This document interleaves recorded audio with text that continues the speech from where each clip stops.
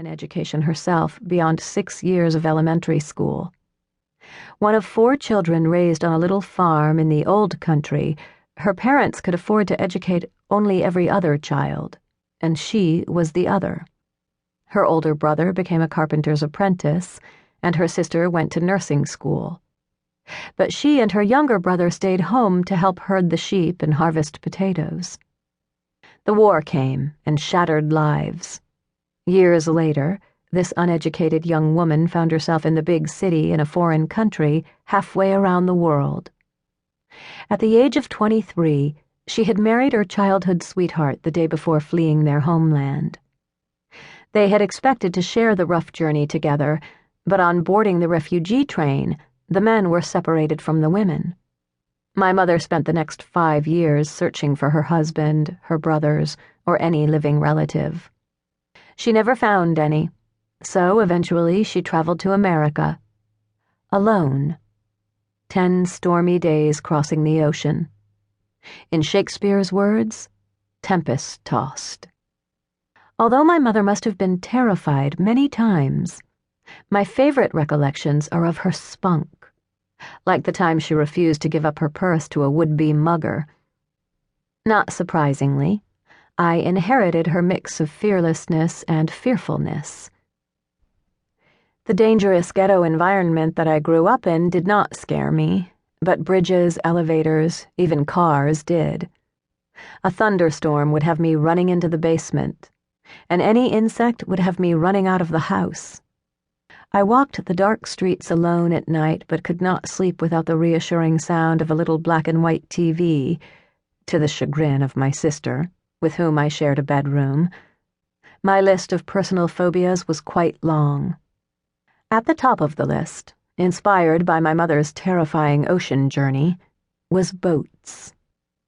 20 years later, when I first entered a prison, I was less frightened by the convicts staring at me behind the bars of their cells than I was by the rickety elevator that took me to my basement classroom. I started doing volunteer work in Chicago's Cook County Jail because of an argument with my husband's friend, John Bergman, a theater practitioner working in maximum security prisons. "Those guys are beyond rehabilitation," I insisted. "You should focus on first-time offenders." And, to test my own hypothesis, that's what I did.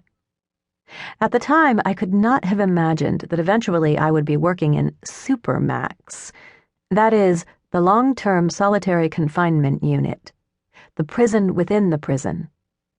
In prison, I was again fearless in an environment where most people would be fearful, and maybe that is why I was able to successfully reach those prisoners when others could not.